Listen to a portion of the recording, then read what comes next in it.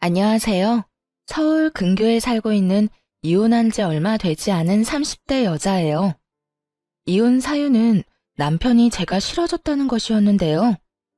한때는 제가 없으면 하루도 살 수 없다던 사람이었는데 이혼할 무렵엔 함께 있는 것이 숨 막힌다고 하더라고요. 꼴도 보기 싫다면서요.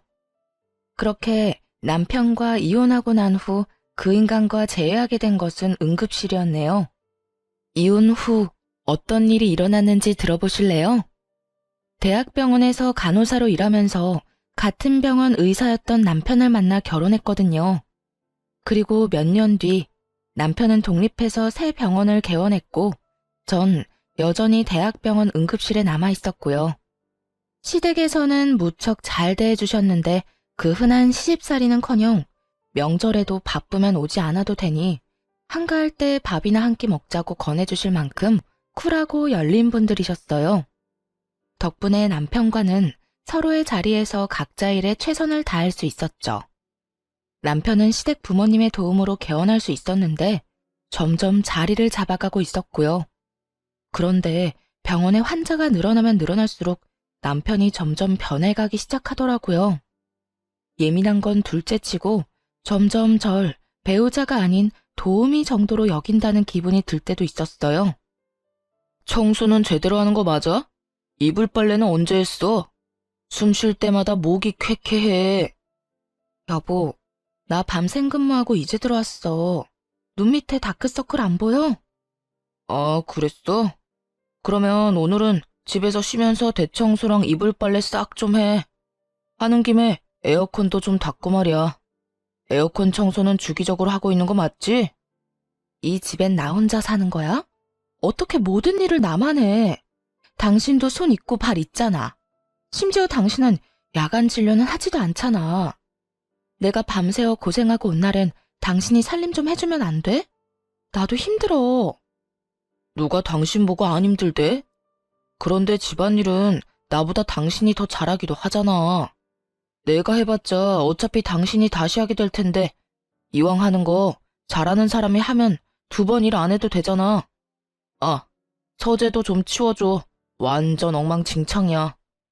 청소뿐만이 아니었어요. 반찬 투정까지 부리더군요.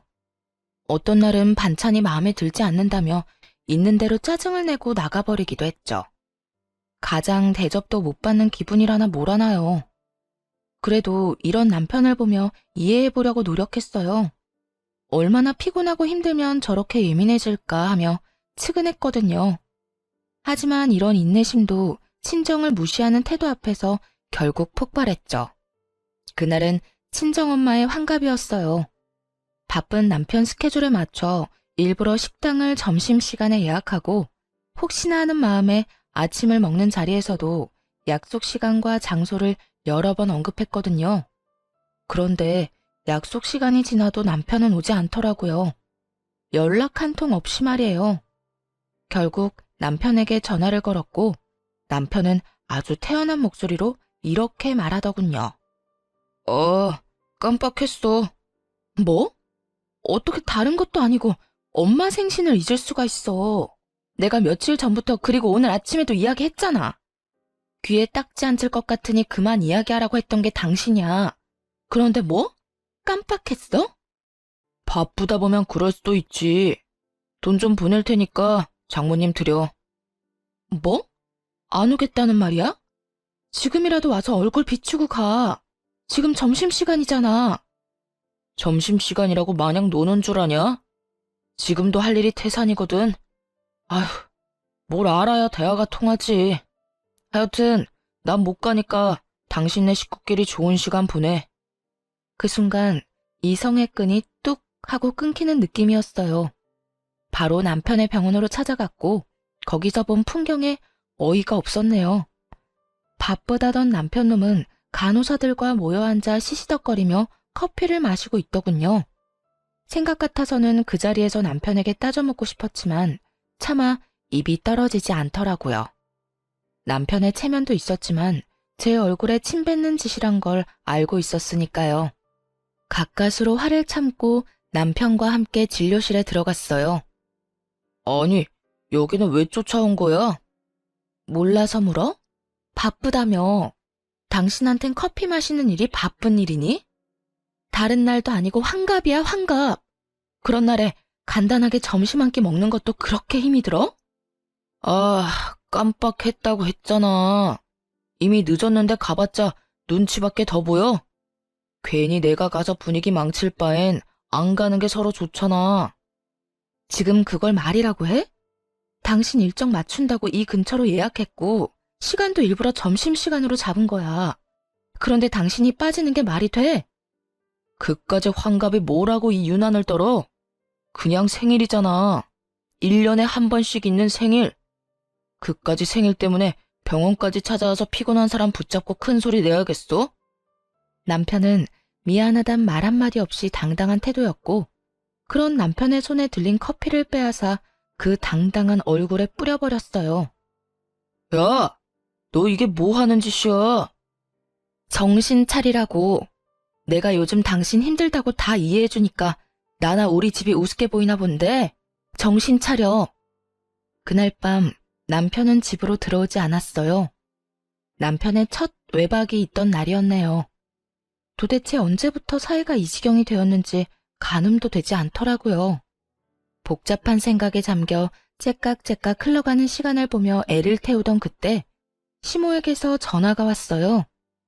아가, 어제 사돈은 잘 만나고 왔니? 좋은 시간 보냈어? 다정한 시모의 목소리를 듣는데 참았던 눈물이 터져 나왔네요. 아무런 대답도 하지 못하고 대성통곡을 하는데 시모는 아무 말도 하지 않고 가만히 기다려주시더군요. 그렇게 한참을 울고 나니 진정이 되었고 그제야 무슨 일이냐고 물어보시더라고요. 어머님, 그게 어제 그의 생신 자리에 오지도 않았어요. 바쁘다고요. 그래서 병원 찾아갔더니 간호사들이랑 커피 마시고 있더라고요. 그 모습이 너무 화가 나서 얼굴에 커피를 부어버렸는데 자기도 화가 많이 났는지 집에 안 들어왔어요. 뭐? 그러면 외박을 했단 말이야? 네. 병원 일로 점점 예민해지기 시작하더니 이젠 뭘 어떻게 해야 할지 모르겠어요. 이 녀석이 우리가 알아서 할 테니 넌 가만히 있거라. 그날 저녁 시댁에선 저와 남편을 불렀고 시댁에 도착했을 즈음엔 이미 한바탕 난리가 났더라고요. 벼락같이 호통을 치는 시부와 그런 시부 앞에 무릎 꿇고 앉아있는 남편. 남편은 아무 말도 못하고 고개만 숙이고 있더군요. 이 녀석아, 내가 너 이딴 식으로 집사람 마음고생시키라고 병원 열어준 줄 알아? 대학병원 있을 때보다 사는 게 편해졌으면 가정에 더 잘할 생각을 해야지. 그걸로 네 마누라한테 생색이나 내고 바쁘다는 핑계로 사돈 어른 생신도 나몰라라 해? 생색이 아니라 정말 피곤해서 좀 예민해진 거예요. 생신은 정말 깜빡했어요, 아버지. 그런 정신머리 가지고 병원은 어떻게 이끌어가는 게야? 이딴 식으로 굴 거면 지금이라도 간판 내리거라. 아버지, 제가 잘못했어요. 앞으로는 절대 그런 일 없도록 할게요. 너 이 녀석, 다신 이딴 일로 집사람 눈에서 눈물 빼지 마라. 알겠어? 네, 알겠어요. 여보, 내가 미안해. 앞으로 이런 일 없도록 할게. 약속해. 개원 당시 워낙 받은 도움이 커서 시부모님들 말씀이라면 꼼짝도 못하던 남편이었죠. 이번에도 마찬가지였어요. 진심이라고는 느껴지지 않았지만 용서를 구하기는 하더라고요. 그리고 한동안은 잘하는 척도 했고요. 하지만 그럴수록 남편의 마음은 이미 떠난 것이 느껴졌어요. 아니, 단순히 마음이 떠난 것이 아니라 다른 이유가 있을 거라 확신하게 되었죠. 그렇지 않고서야 둘 사이에 큰 다툼이 있었던 것도 아니었고 기분이 상한 일도 없었는데 사람이 저렇게까지 변한 것은 말이 안 되니까요.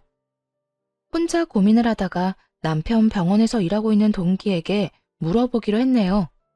꽤 긴 시간을 남편과 함께 보내는 친구이니 이유를 알지 않을까 해서였죠. 지연아, 혹시 우리 남편 요즘 무슨 일 있어? 원장님? 아니, 왜? 무슨 일 있으시대? 아니, 요즘 좀 이상해서 혹시 너는 알까 해서 연락해봤어. 요즘? 이상한 건 없었는데. 조금 예민하시긴 했지. 뭐 그거야, 그럴 수도 있는 일이니까. 그거 말곤 다른 이상한 점은 없었는데. 아, 혹시 우리 남편 여자 있는 건 아니겠지? 100번은 넘게 고민하고 물은 말이었는데 이 말을 들은 친구는 듣자마자 깔깔거리고 웃더라고요. 자신이 아는 한 그럴 리가 없다고 말이죠. 뭐? 넌 말이 되는 소리를 해. 네 남편을 어떻게 나보다 더 모르니? 네 남편 매일 병원에서 살다시피 하고 진료 끝나면 바로 집에 가는데. 친구들도 점심시간에 잠시 병원에 와서 보고 가는 게 전부고 따로 약속 잡는 일도 없으신 것 같고 말이야. 너도 요즘 많이 피곤한가 보다 그런 생각까지 하는 거 보면. 그러지 말고 쉬는 날에 잠이나 좀 푹 자. 서로 예민하다 보면 자주 부딪히고 또 그러다 보면 별 생각이 다 드는 법이야. 그래 알겠어. 우리 남편한텐 내가 이런 이야기 한 거 비밀로 해줘? 당연하지. 얼른 좀 쉬어. 믿었던 친구였어요. 동기들 가운데서도 친했고 무엇보다 유부녀이기에 이런 마음을 더 잘 이해하고 상황을 객관적으로 볼 거라 생각했죠. 그런 친구의 조언을 듣고 나서도 이상한 기분은 사라지지 않았지만요. 그래서 결국 남편의 뒷조사를 시작했네요. 다들 뒷조사만 했다 하면 무슨 판도라 상자 열리듯 남편이 숨기고 있던 모든 것이 밝혀지곤 하던데 아니었어요. 허무할 정도로 아무것도 없더라고요. 친구의 말처럼 병원과 집을 오가는 단순한 생활의 반복이었거든요. 가끔 친구를 만나기도 했지만 다 남자들일 뿐만 아니라 그것마저도 차를 마시거나 편의점에서 캔 음료나 마시곤 헤어지는 게 전부더라고요. 술은 입에도 대지 않았고요. 병원에서 회식을 해도 1차에서 끝내곤 혼자 병원에 들러 나머지 일을 보곤 집으로 돌아오곤 했더군요. 딱히 뭐가 나오지 않아 다행스럽긴 했지만 정작 아무것도 나오지 않으니 환장할 노릇이었어요. 남편은 여전히 이상하게 변해만 갔으니까요. 그렇게 감정이 요동을 지던 어느 날, 남편 입에서 결국 이혼이란 말이 나오고야 말더군요. 그날은 웬일로 남편이 함께 외출을 하자고 하더군요. 밖에서 맛있는 것도 먹고 산책도 좀 하자고요. 그간 좀 소원하긴 했어도 다시 잘 지내볼 생각은 있구나 하는 마음에 한껏 꾸며입고 외출길에 나섰죠. 들떠서 밝은 목소리인 저와는 달리 남편은 건성건성 대답만 하더라고요. 여보, 여기 진짜 오랜만이다. 여기 기억나? 여기서 우리 첫 데이트 했었잖아. 기억해. 그때 우리 둘 다 밤새고 씻지도 못하고 와서는 어떻게든 데이트 좀 해보겠다고 샷 왕창 추가해서 먹고 버텼는데 부부가 돼서 오니 감회가 새롭다. 그렇지? 그렇긴 하네. 기계를 가져와도 이것보단 다채로운 대화가 될 것이라는 생각이 들면서 화가 치밀어 오르더라고요. 이따위로 굴 거면 다른 곳도 아닌 우리의 추억이 있는 곳으로 오지나 말지. 이게 무슨 사람 하나 바보 만드는 짓인가 했죠. 기분이 상해 바로 자리에서 일어나 집으로 돌아와 버렸고 남편 역시 저를 뒤쫓아 집으로 돌아왔고요. 당신 진짜 나한테 왜 그래? 내가 뭘? 내가 뭘? 할 말 있으면 똑바로 말해. 하루 종일 사람 데리고 다니면서 정신은 다른 곳에 있었잖아. 꼭 똥마려운 강아지처럼. 내 눈치는 이리저리 살피면서 그러면서도 또 멍하니 딴 생각만 하고. 난 오늘 당신이 앞으로 잘 살아보자는 마음으로 산책하자고 한 줄 알았어. 오늘 간 곳이 죄다 우리한테 좋은 추억만 가득했던 곳이니까. 그런데 당신은 시큰둥해선 대답만 겨우 하고 나만 들떠있고. 그게 뭐야 도대체? 그럴 거면 왜 굳이 나가자고 한 거야? 입으로 뱉고 나니 정말 하루 종일 무얼했나 싶더라고요. 화가 많이 나 씩씩거리는 저를 남편은 한참 바라보더니 이내 하루 종일 품고 있던 말을 꺼내기 시작하더라고요. 내가 많이 고민해봤는데 우리 이혼하자. 나 더는 이렇게 못 살겠어. 목소리에 미안함이라곤 찾아볼 수가 없더라고요. 마치 제가 유책 배우자라도 된다는 듯 말이에요. 이혼? 지금 이혼이라고 한 것 같은데 내가 제대로 들은 거 맞아? 이혼하자고. 나 이제 당신이랑 사는 거 너무 힘들어. 그러니까 오늘 하루 종일 한 짓이 사실은 데이트가 아니라 당신 마음 정리할 시간이 필요했던 거네? 말하자면 마지막 점검 같은 거였어. 맞아? 꼭 그런 건 아닌데 당신하고 돌아다니면서 마음이 더 확고해지긴 했어. 내가 뭘 어떻게 했다고 그렇게 힘들어? 내가 당신을 힘들게 해? 그냥 당신이랑 같이 사는 것 자체가 힘들어. 당신이 뭘 잘못한 게 아니라 그냥 내가 이제 당신을 안 사랑해. 마음이 다 찢어지게 상처가 되는 말을 참 무덤덤하게도 하더군요. 마치 책을 읽듯 아무런 감정도 없이요. 그래도 함께한 세월이 얼만데 남은 정도 없다는 듯 말이에요. 이젠 사랑하지 않으니 이혼하자는 말을 듣는데 스스로가 너무나도 초라하고 또 비참하더라고요. 그리고 문득 나는 이 사람을 사랑하나? 하는 생각을 해봤어요. 그런데 저 역시 이 사람을 사랑하고 있진 않더라고요. 그냥 내가 한 선택이니 그냥 저냥 되는 대로 맞춰가며 어떻게든 살고 있었던 거죠. 우리 부모님 생각해서 그냥 참고 살아보려고도 했는데 이렇게 아무 감정 없이 살아서 뭐하나 하는 생각이 들더라. 이혼만 해주면 재산도 섭섭하지 않게 줄게. 그러니까 조용히 이혼만 해줘. 나 당신이랑 소송 같은 거 할 힘도 없고 마지막을 그렇게 지저분하게 끝내고 싶지도 않아. 알겠어. 그래, 하자. 이혼. 구질구질하게 눈물이라도 흘리며 매달릴 거라 예상했었는지 남편은 그제야 놀란 눈을 하고는 똑바로 쳐다보더라고요. 왜? 내가 울면서 매달리기라도 할 줄 알았어? 아니, 그건 아닌데 좀 더 이유를 물을 거라고는 생각했어. 나 싫다는데 물어서 뭐해. 들어봤자 상처만 깊어질 텐데 뭐. 당신 말 듣고 생각해보니까 나도 당신 사랑하는 건 아니더라. 그냥저냥 어떻게 해서든 잘 살아보려고 맞춰가고 있었던 거지. 당신 말대로 그렇게 살아서 뭐 하겠어. 지금이 조선시대도 아니고 아니다 싶으면 애 없을 때 헤어져야지. 그렇긴 하지. 당신 괜찮아? 아니, 안 괜찮아. 사실 나 진짜 비참해. 하지만 어쩌겠어. 이혼하자는 말을 주워 담을 수도 없는 노릇이고. 어쨌든 말 나온 김에 하루빨리 이혼하자. 한 공간에 있는 것도 싫다는 남편과의 이혼은 생각보다 더 빠르고 간단하게 끝이 났어요. 결혼할 때는 상견례니 혼수니 함께 살 집이니 고민하고 하나씩 해결하기 바빴는데 그런 결혼보다 이혼이 더 빨리 끝나더라고요. 남편은 약속한 대로 재산을 나눠주었고 시부모님께 이혼 사실을 전해드렸어요. 마지막으로 물으마. 너 지금 이혼하면 너에게 해주던 모든 것들 다 끊을 것이야. 네가 이때껏 벌어들인 것 빼곤 다 뺏기는 신세가 될 텐데 그래도 이혼할 거야? 네, 아버지. 이미 되돌리기엔 늦었어요. 제 마음도 마음이지만 이 사람도 저한테 이제 마음 없어요. 한 공간에 있는 게 숨이 턱턱 막히기 싫은데 어떻게 같이 살겠어요. 남편의 말을 들은 시부는 저의 생각을 조심스럽게 물으시더군요. 아가, 네 생각도 같다 이거니? 네.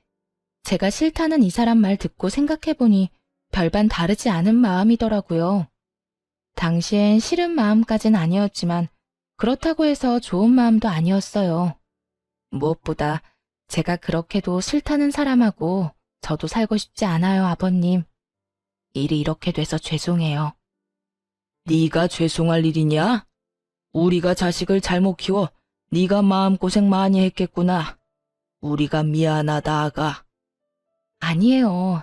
두 분은 최선을 다해 잘해주셨는걸요.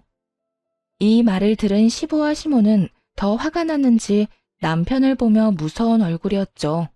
아마 이게 진작 마음이 떠난 남편이 이때껏 제 곁에서 버텼던 이유였겠죠. 너는 각오하고 있겠지? 우선 카드부터 내놓거라. 집도 처분해서 줄 건 주고 남는 건 가지고 오고. 병원은 들인 돈이 있으니 다 갚을 때까진 월세로 있으면서 투자금부터 갚거라. 너하고 세아가한테 주려고 했던 건물은 없던 일로 하마. 늘 말씀하신 대로 남편에게 해주던 모든 지원을 끊어버리시더군요. 상속 명목으로 주시려 했던 건물도 없던 일이 되었죠. 아버지, 다른 건 몰라도 건물은 이 사람과 결혼하기 전부터 주신다고 하셨던 거잖아요. 결혼 이혼이랑은 아무 상관도 없는 건데 그것까지 없던 일로 하다뇨.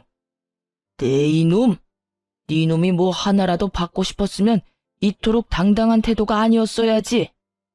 네 놈이 오늘 여기 와서 적어도 미안한 기색이라도 내비쳤다면 내 당장은 아니더라도 훗날 언젠가 건물은 주려고 했다.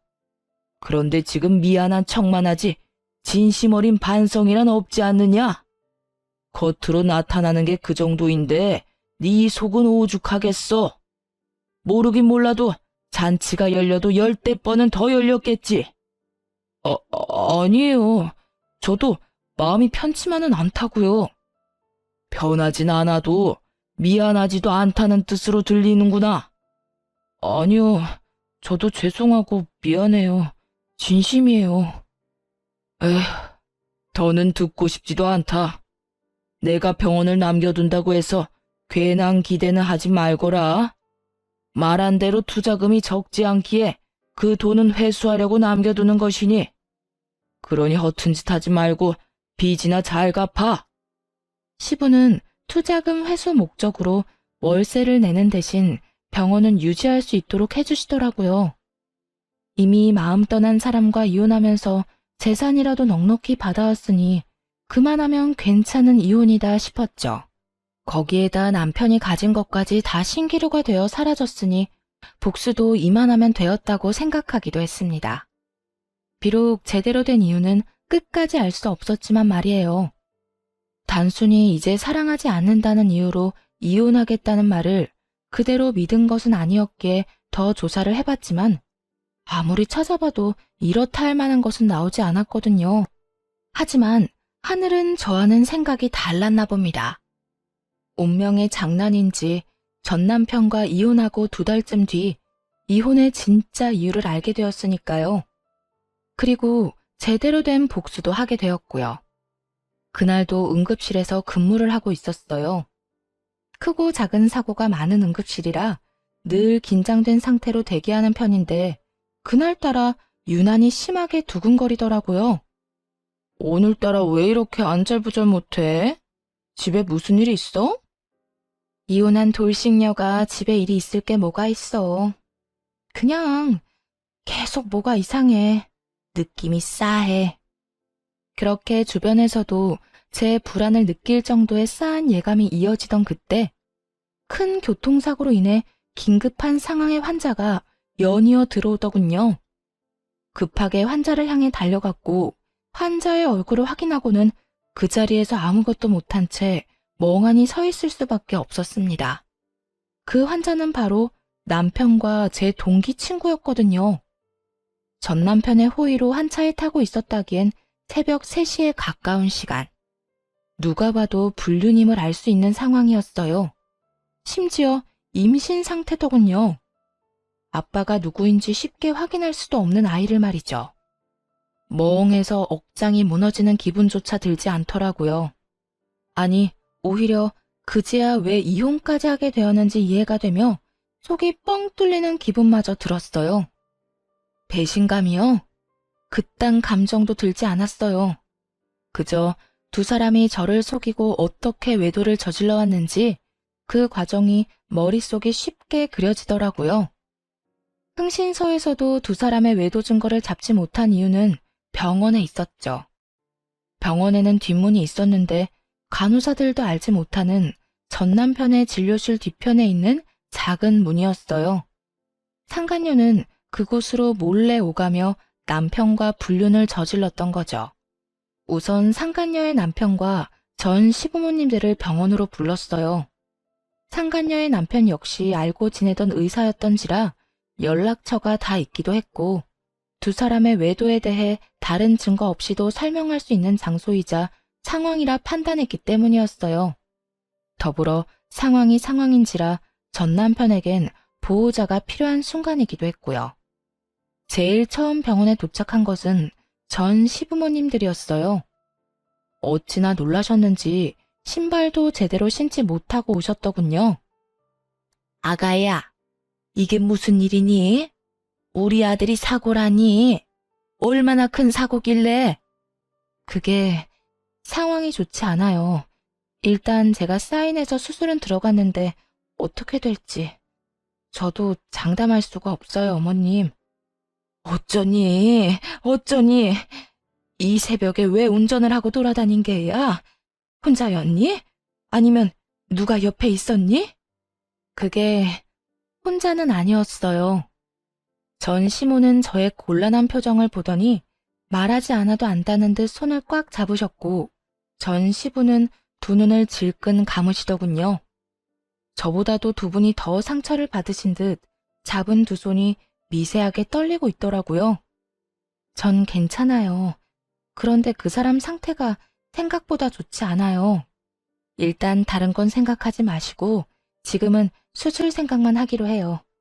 보호자 대기실 저쪽에 있으니 가셔서 몸부터 좀 녹이세요. 그래, 일단은 애 몸부터 생각합시다. 아가, 너도 얼굴이 좋지 않아. 따뜻한 것 좀 마시고 일하거라. 응? 네, 아버님. 그렇게 전 남편의 상태를 전하고 두 분을 진정시키고 응급실로 돌아왔는데 상간녀의 남편이 뛰어들어오더군요.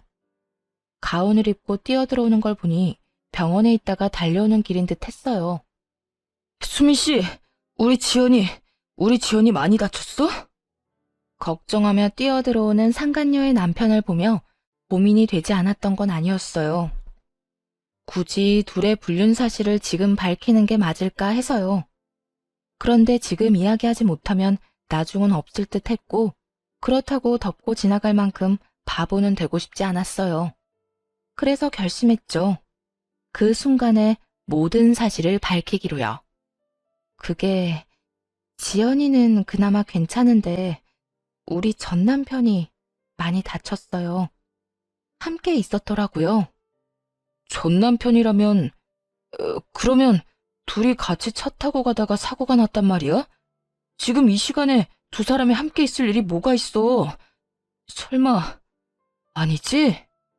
믿을 수 없다는 듯 멍하니 바라보는 상간녀의 남편을 보는데 그 심정이 이해가 되더라고요. 갑작스럽게 이혼 통보를 들었을 때가 떠오르며 말이죠. 절로 나오는 한숨을 내쉬며 다른 사실을 알려주었어요. 바로 상간녀의 임신 소식 말입니다. 그 설마가 사람 잡았네요. 엑스레이 찍기 전에 혹시 몰라서 검사했는데 지연이 임신이더라고요. 알고 있었어요? 임신? 지연이가? 아니, 몰랐어. 임신이에요, 지연이. 한 5주쯤 된 것 같은데. 하여튼 아기는 무사해요. 상간녀의 남편은 대답이 없었고 저 역시 더는 할 수 있는 말이 없더라고요. 비교적 적게 다친 상간녀가 급한 치료를 마치고는 자신의 남편을 향해 다가왔거든요. 여보, 어떻게 알고 여기까지 온 거야? 지금 병원에 있어야 하는 거 아니야? 지금 그게 중요해? 당신 바람 피우고 있었어? 어? 그게 무슨 말이야? 바람이 아니면 지금 이 시간에 당신이 왜 최 원장이랑 한 차를 타고 가다가 사고가 나? 그게 말이야? 됐어. 많이 다친 거 아니지? 치료 받을 거 받고 퇴원하는 대로 이혼 준비나 해. 나도 바빠서 병원 가야 하니까. 상간녀의 남편은 더는 말을 섞고 싶지도 않다는 듯 상간녀의 말을 잘라버리고 병원 밖으로 나가버렸어요. 상간녀는 그제야 제가 보이는 듯 언성을 높이며 따지고 들더라고요. 네가 우리 남편 불렀니? 응. 알다시피 보호자가 필요한 순간이라서 말이야. 때마침 연락처도 알고 있어서 불렀는데 왜? 왜?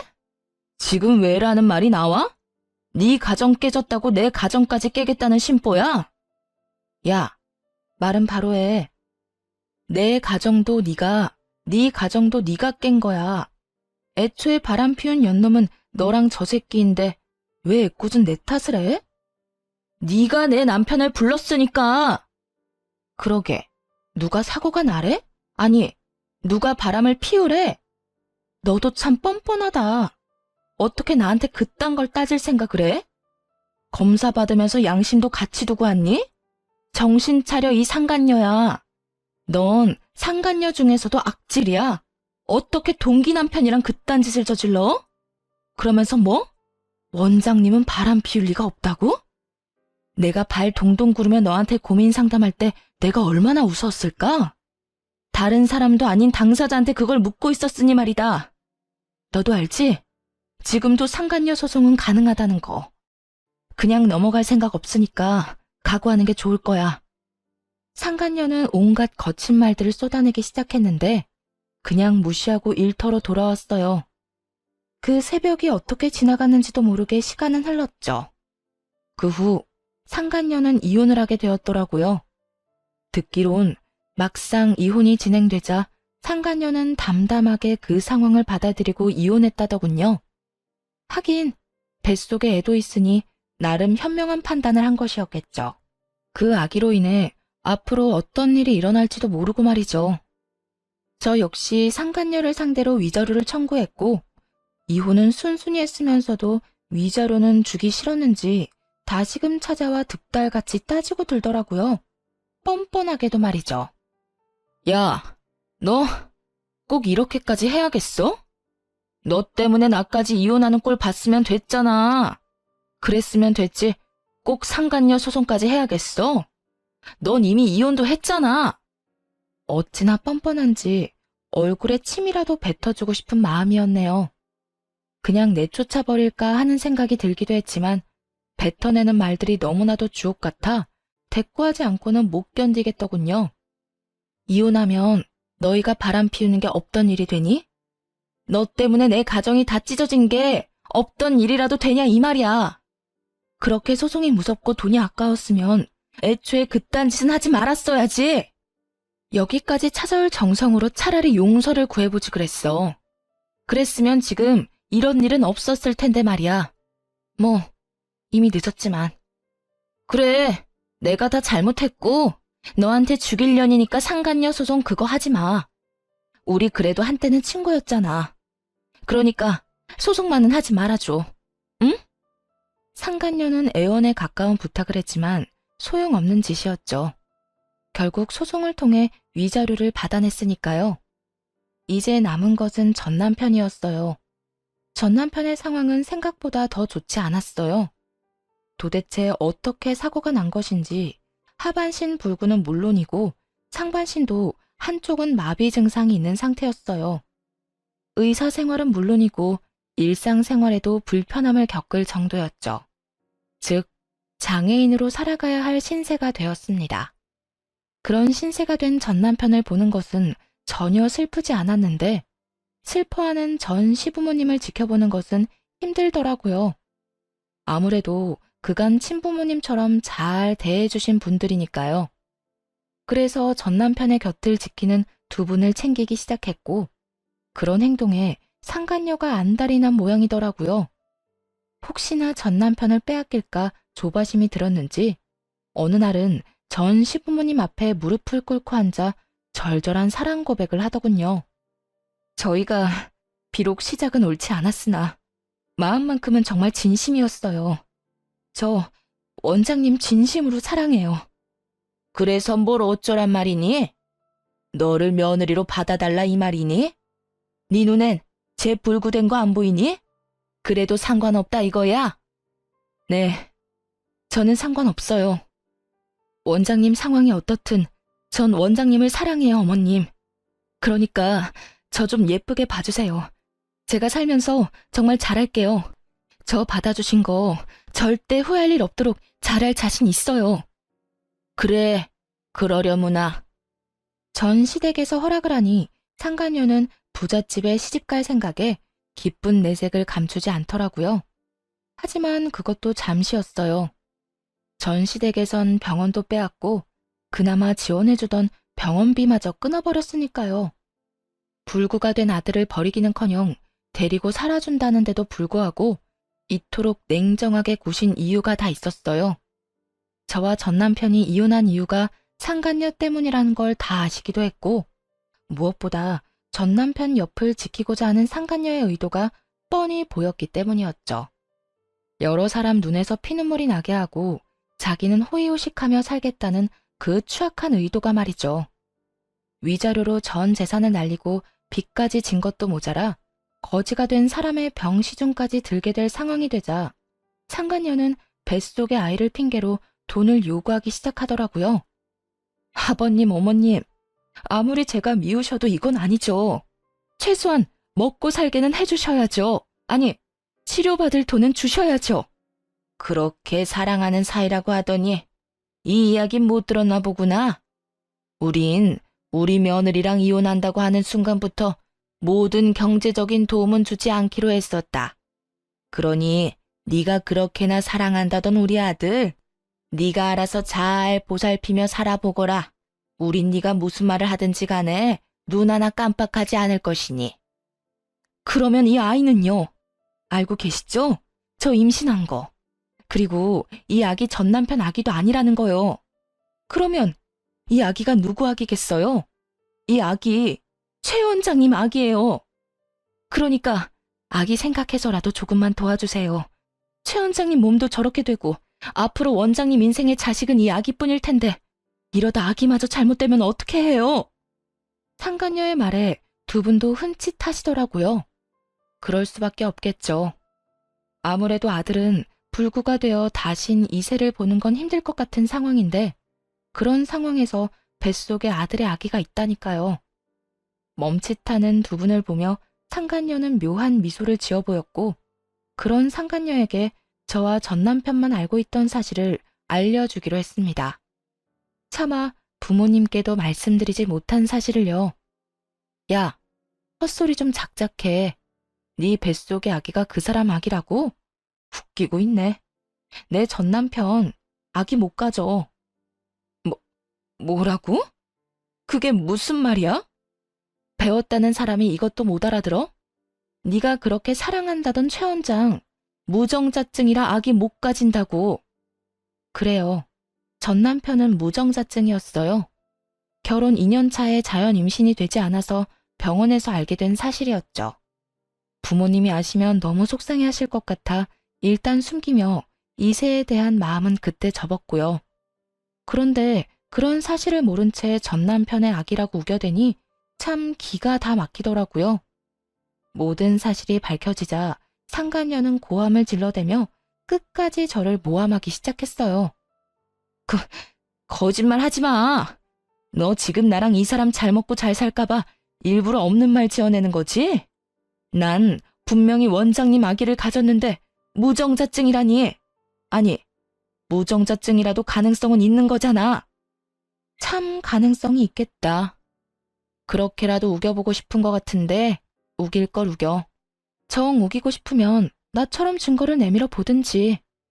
들어보니 네 전 남편 아기도 아니라던데 도대체 남자가 몇 명인 거니? 어디 숨겨둔 원장이 또 있기라도 한 거야?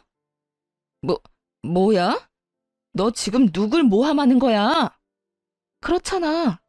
내가 검사 결과를 봤으니 네가 임신한 것도 저 사람이 무정자증인 것도 확실한데 아기 아빠는 누구인지 알 수가 없고 이런 상황에선 다른 가능성이 떠오르지 않겠어?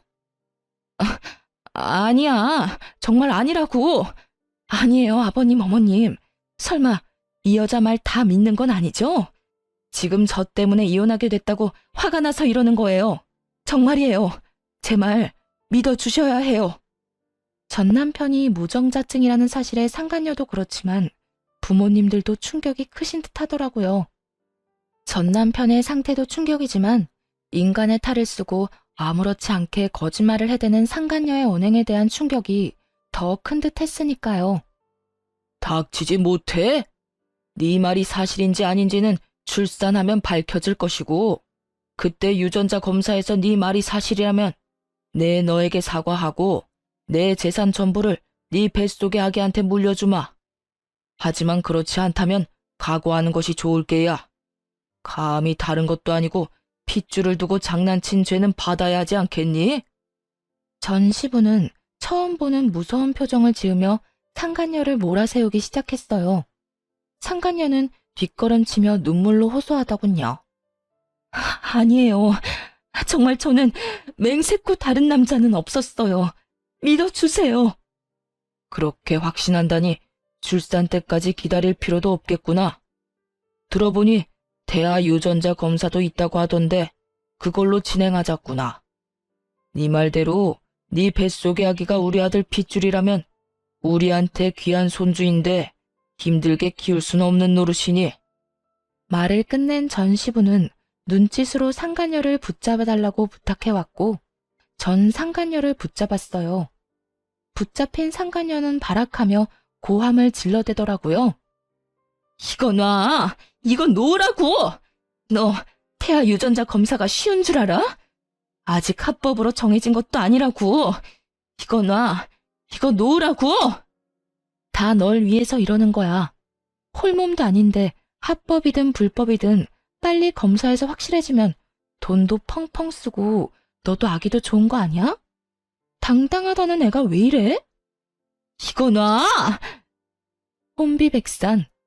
말 그대로 아수라장이었네요. 상간녀는 있는 힘껏 저를 뿌리치고 도망쳤는데 그런 상간녀의 모습을 설명하기에 딱 어울리는 말이더군요.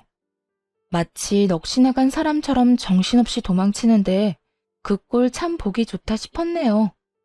그 후 상간녀의 소식이 들려온 건 정확히 1년 뒤였어요. 아기를 안고 자신의 전남편 앞에 나타난 상간녀는 뻔뻔히도 임신 주수를 착각했었다며 이번에는 전남편의 아기라고 우겨댔다고 하더라고요. 순순히 넘어갈 리 없었던 전남편은 유전자 검사를 했고 결과는 당연하게도 그와는 일치하지 않는 것으로 나왔다고 하네요. 그래서 다시 한번 떠들썩했다고 동기들이 알려주더군요. 이야기 들었어? 그 상간녀가 안고 온 아기 전남편 아기도 아니래. 이번에 우리 병원에서 유전자 검사했는데 또 불일치. 그래서 난리도 아니었어. 상간녀는 무조건 검사가 잘못됐다고 하고 전남편은 꺼지라고 소리 지르고 전남편은 아니라고 생각하면서도 살짝 기대한 모양이더라고. 하기야 그렇게 당당하게 아기 안고 나타났으니 나라도 기대는 하겠다. 좀 당당했어야지. 뻔뻔하기는 진짜 뻔뻔하다. 금방 밝혀질 거짓말을 어쩌면 그렇게 당당하게 할 수 있는지. 그나저나 네 전남편애는 확실하게 아닌 거 맞아? 확실하게 아닌 거 맞아. 그건 내가 확신할 수 있어. 그래서 걔는 어떻게 됐어? 어떻게 되긴 또 주랭랑 쳤지 뭐. 사기죄로 고소한다는 말까지 나오니까 겁났는지 도망가더라. 들어보니까 친정에서도 남 부끄럽다고 나 몰라라 한다던데. 꼴 좋다. 그러게 다른 사람도 아니고 너한테 그딴 짓을 하래? 벌 제대로 받는 거야. 네 전남편도 그렇고 그 상간녀도 그렇고. 그러면서 진짜 아기 아빠는 누구인가에 대해 한동안 입방아에 오르락내리락 거리기도 했죠. 한바탕 소동이 끝나고 전남편은 병원에서 퇴원해 요양원으로 가게 되었어요. 아무래도 집에서는 관리가 힘들고 재활도 함께 진행해야 하니 요양원에서 지내며 전문가들의 도움을 받기로 한 것이죠. 휠체어 신세가 된 전남편을 보니 아무래도 마음이 좋진 않았는데 그런 마음조차 확 날아갈 만한 일이 있었네요. 퇴원하는 날 저를 향해 갖은 악다구니를 쏟아냈으니까요. 또 내가 이 꼴이 돼서 속으론 통쾌하지? 아니, 내가 교통사고 난 것도 네가 속으로 빌고 또 빌어서 그렇게 된 거 아니야? 악밖에 남지 않은 전남편의 말을 듣는데 정신이 확 들었어요. 저딴 인간에게 동정심을 남기다니 참 순진하고 멍청했구나 하는 생각도 들더군요. 야, 정신 차려. 네가 알다시피 나 무당 아니고 간호사야. 네가 말아먹은 네 신세 내 탓으로 돌릴 생각 말고 재활이나 잘 받아. 이제 옆에서 도와줄 여자도 없는데 혼자 잘 살아가야 할 거 아니야. 야, 너 진짜 내가 가만둘 것 같아? 네가 가만 안 두면 어쩔 건데? 네가 인간이라면 나한테 이러면 안 되는 거 몰라? 내 인생 망친 것도 모자라 본인 인생도 그따위로 망쳐놨으면 이제라도 반성이란 걸 하고 좀 똑바로 살아. 내가 뭘 그렇게 잘못했는데? 설사 내가 잘못했다고 쳐도 이런 신세가 될 만큼 잘못한 건 아니잖아. 난 억울해. 억울하다고. 난 너 때문에 하루아침에 가정도 깨지고 인생도 망가졌어. 내 잘못은 하나도 없었는데 내 마음은 산산조각이 났다고. 그런 내 앞에서 네 억울함을 호소하고 싶니? 내 원망이나 하고 싶냐고. 넌 정말 끝까지 나에 대한 배려나 미안함 따위는 전혀 없구나. 너야말로 어떻게 나한테 이렇게까지 해. 이혼할 때도 나지 않았던 눈물이 그제야 나더라고요. 울면서 고함을 질러대자 전 남편도 그제야 정신을 차린 듯 멍하니 바라보더군요. 놀랍기도 했겠죠. 울며 불며 매달릴 거라 생각했던 순간엔 눈물 한 방울 흘리지 않던 여자가 악다구니를 쓰고 달려들어야 할 순간에 눈물을 흘리니 당신은 부모님 보기 부끄럽지도 않아? 어떻게 마지막까지 이런 꼴을 보일 수가 있어? 나한테나 부모님한테나. 다리만 망가진 채로 살아. 마음까지 망가뜨리지 말고. 본인 말고 부모님 생각해서라도 정신 똑바로 차리고 살란 말이야. 전 남편은 그제야 뒤에 서 있는 부모님이 떠올랐는지 고개를 떨구더라고요. 그나마 부모님 생각하는 마음은 남아있어 다행이라고 생각했네요. 그 후 전 남편을 보는 일은 없었어요. 가끔 전 시부모님과는 만나 식사를 하거나 시간을 가지곤 하는데 그때도 전 남편의 이야기는 전혀 하지 않습니다. 그저 서로의 안부와 이런저런 사는 이야기를 나누며 시간을 보내고 돌아오곤 해요. 한 번은 전 시부모님께서 이런 이야기를 하시더라고요. 아가, 넌 재혼 생각은 없니? 네? 재혼이요? 아, 어머님, 무슨 그런 말씀을 하세요. 전 그런 생각 없어요. 그러지 말고 다시 잘 생각해봐. 너희 부모님도 내심 네가 다시 시작하길 원하실 거야. 우리도 그렇고 말이야. 우리 아들 잘못 때문에 그렇게 된 거지 네 잘못은 없었잖니. 세상 남자들이 다 우리 아들 같진 않아. 가정적이고 좋은 남자가 얼마나 많은데. 나이도 아직 젊은데 잘 생각해 보려무나. 너 시집 간다고 하면 혼수는 우리가 해주마. 네가 정말 딸 같아서 하는 말이야. 너무 걱정하시는 것 같아 대답은 잘 생각해 보겠다 했지만 재혼 생각은 전혀 없는 상태예요. 마음에도 정해진 양이 있다고 하는데 이미 전 남편에게 온 마음을 다 쏟은 것 같거든요. 사랑도 미움도 무관심도 말이에요. 언젠가 이 마음들이 다시 채워진다면 그때는 다시 좋은 사람을 만날 수도 있지 않을까요? 요즘 전 병원을 그만두고 휴식을 취하고 있는 중이에요. 너무 많은 일이 있기도 했고 간호사라는 직업에 대한 회의감이 들어서요. 갈림길에 서서 고민을 하는 단계라고나 할까요? 요즘엔 유아교육에 대해 공부를 하고 있긴 한데 이 어두운 터널을 벗어나 무엇을 하며 살아갈지 기대되는 요즘이네요. 이로써 저의 사연은 끝이 났네요. 긴 사연 함께 해주셔서 감사합니다.